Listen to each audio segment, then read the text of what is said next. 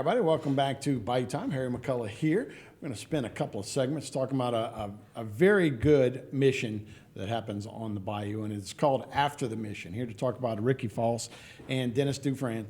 Guys, appreciate y'all being here. Of course, Ricky is the founder of After the Mission and the owner of Trianeta, and Dennis is a spokesman with After the Mission. So, man, we appreciate it. A great thing y'all do. It's something we shouldn't have to do, right? Is take care of veterans, particularly homeless veterans or people that are having trouble just after the mission, trying to get along. So, Ricky, you're the founder of After the Mission. So tell me what your mission is for After the Mission. Well, as most people know that have been watching or followed the bike ride I did last year, I'm the one that rode the bike across the country, the bicycle, stopping and seeing homeless vets, and just wanted to look them in the eye and say, look, I'm riding this bike 1,500 miles from New Orleans to Key West because I want you to know I care about you and you're not forgotten. And many people behind me from Louisiana and other states are fighting for better treatment for you. And I would buy them backpacks, Walmart cards, hygiene products, and I'd ask, can I take you to lunch? And at lunch, I'd ask them just to tell me their story. And I heard so much things that saddened me. So when I got back from the bike ride, after I ended up riding 2,400 miles in Key West, I decided to try to continue to D.C. And where I got to meet with some senators and other people to hear what I seen, I decided to start After the Mission. And this all started because of two friends of mine drank themselves to death, dealing with PTSD and not getting the help they needed during COVID. So that's where After the Mission came from. And the reason I called it that is because when they come back, they don't have that mission to wake up. They're not getting told what to do. They're used to being soldiers, and they come back in society, and they don't have that thing to wake up for, that sense of duty, that sense of being a hero and getting out there and doing the mission that they're told. And without a mission, I mean, even with me, I need something to wake up for every day, and especially with the things they deal with coming back that I can't relate to, but many of my friends can.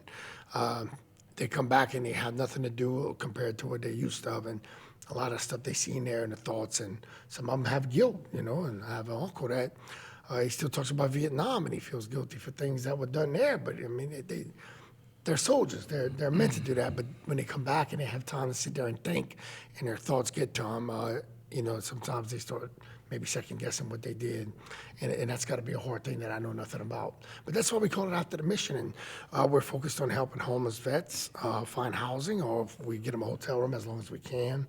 If a veteran can't pay their electric bill, a lot of them are on pensions or they're on disability, and we all know the prices of electricity has been going up. So they're used to a fixed income, and now these electric bills are really high. They can't pay their bills.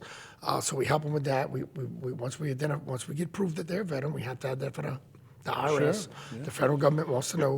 We get that proof and we pay their rent or we pay the electric company. We write it to the entity. So if anyone out there knows of a suffering veteran, you can look up afterthemission.net, or if anyone wants to donate to our cause, go to afterthemission.net and you can make a donation there. Yeah, so that's a great way to help out. And so, Dennis, I know y'all raising money in a couple different ways. You do a lot of the spokesperson things for those things. If anyone is wanting to donate, they can go to After the Mission and they can make a donation. Mm-hmm. And a minimum donation of $100, they will be given an opportunity to win a brand new Harley Davidson. And this Harley Davidson will be customized. We have a couple artists.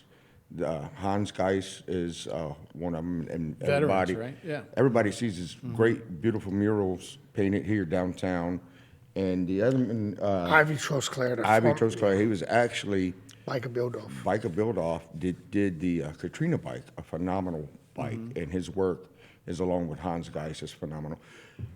A lot of people don't realize the veterans, what they go through when they come home. Mm-hmm. Out of every 100 men, 10% are 10 men. And out of the women, out of every 100 women, 9% or 9 women suffer with PTSD. And with Vahaya on the Bayou that Ricky and that they started After the Mission is to make a retreat area where if the veterans need to, say, get away for a day or two, they have some place to go, be with other veterans, and reaching out to other veterans and being with other veterans, maybe they can come out with a solution to overcome something that they're experiencing at that time. Right. We're also trying to maybe have counselors, certified counselors there to work with, or if they just need to get away and just be by themselves. So we encourage everybody, look into After the Mission, follow us, look us up, and you'll see what we're about. Yeah. Our community's been pretty good when it comes to supporting veterans, but there's always more to be done. Valhalla, it's a concept right now, right, Rick? It is a concept, but luckily the people like Mr. S.P. LaRusso, a longtime friend of mine, he may be willing to donate or lease some property at no charge. We're going to start off with 2 acres, and we're going to start with campers to get veterans off the street. And we're hoping to grow from there into the 15-acre veteran retreat that Sheriff Sanjay and I have a vision of to really make a difference in veterans' lives. Yeah, and as I was saying before, it's something we shouldn't have to do, but obviously it's something we have to do, right? Yes, You and- see these veterans, and you see guys a lot of times in bigger cities, and you're going, well, how did this happen? VA is another thing, medical and all. It's like this should not be happening in today's world. No. Unfortunately, it shouldn't be, but it does. Yeah, and look, there's a number of different factors. As you said, I think mental health plays a big part in that. Some Addiction, guys just yeah. can't get right back into society in a productive way after what they experience. So and for a number of different reasons, but you look at now in California where you just see people on the side of the road all the time. Well, New Orleans, all you got to do is drive under an overpass and see people. Exactly. Unfortunately, a lot of those guys served our country, women and men, and it's like this shouldn't be. So this would be a small way. Talking about Valhalla on the Bayou would be a small little retreat where people can go, maybe some campers, that kind of stuff, to maybe help people out in these kind of things, right? Yeah, what I'm looking for the first step, because our goal, Sheriff Sanjay and I have been dreaming of this since I started this 2 years ago with the bike ride. He and I have been talking about this. And one day to have a 15-acre veterans retreat on the water somewhere where veterans can go with their families and stuff and have places to go and socialize with other veterans, with maybe 2 acres of it fenced off with tiny homes to get veterans of transitioning housing, not just to get them off the street, but get to the root of the problem while they was on the street, give them the proper help to get through it. But the beginning of it, which like I mentioned earlier, I have a meeting with S.P. LaRusso after the Mardi Gras. He's possibly going to donate at least 2 acres of land. We have to go look at it, where we're going to get some campers donated, 14 of them. And it'll be step one to getting veterans off the street. And as that's a success, we'll start growing more into getting the tiny homes, the housing and stuff like that. But even with 14 campers, that's 14 veterans that's gonna have a warm place to sleep in a hot shower and not be out there in the street. And you mentioned the veterans on the people on the street in California. When I did that bike ride, 1 block away from the White House, there was a tent city on the sidewalk. Right. And several of them were veterans. How do you have veterans sleeping in the street next to the White House and money going to other situations that people that didn't fight for the country?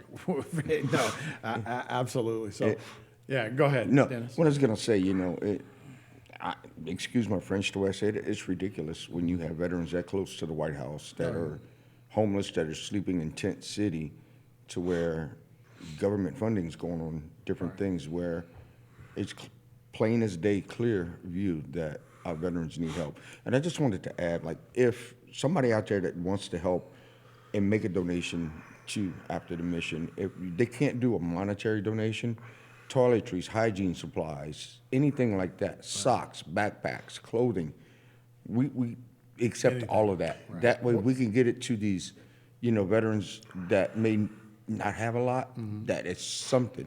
And especially, we're getting these cold nights sometimes, cold mornings, keeps them warm. Yeah. Do we have a local issue with that?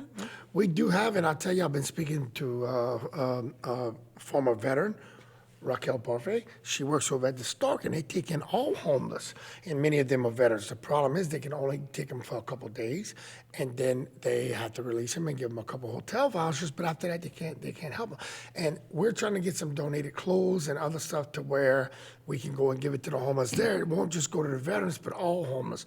But they do have veterans there. And wouldn't it be great if she can call me and say, Rick, we have a veteran here right now, and okay, let's put him in one of our campers.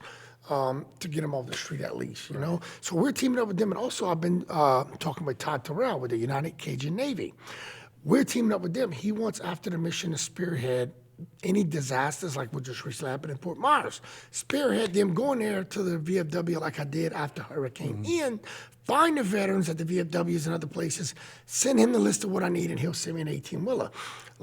For Hurricane Ian, 3 nights after the storm hit, I, after the mission, paid an 18-wheeler to bring in 14 barrels of gas and 2 pallets of water to them VFW on Fort Myers Beach for those Vietnam veterans who were 75 sitting out there sweating, no gas for their generators. I was out there pumping it by hand to give them their gas because they couldn't drive 2 or 3 hours. Most of their cars were flooded.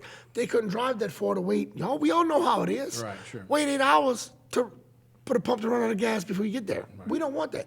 I'll cut my way in and got to them. I cut the trees because that's what I do. Got my way to the VFW and brought them what they needed. Now, United Cajun Navy says, don't use after the mission money for that. We're going to take care of you from gas to generators to medical supplies. Get in there, find the veterans, and I'll have an 18-wheeler coming to you, Ricky. So between that and the help of Tim, Sheriff Tim, giving me proper paperwork to hand to the deputies that have the roadblocks, I got through several roadblocks with a cord that the sheriff gave me to let them know I was coming to help the vets.